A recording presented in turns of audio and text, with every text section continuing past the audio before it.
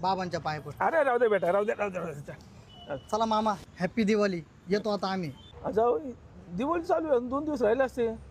मामा आता राहिलो ना 15 दिवस, परत उद्यापासून ड्युटी. असं खाडं केलेलं बरं नाही ना वाटत, आहे का नाही? ठीक. हा? पप्पा येते मी. दाद्या काळजी घे पप्पांची. मम्मी येते ग. करा ना बाई 2 दिवस. मम्मी मस्त राहायचंय ग, पण काय करू द्यायला लागल.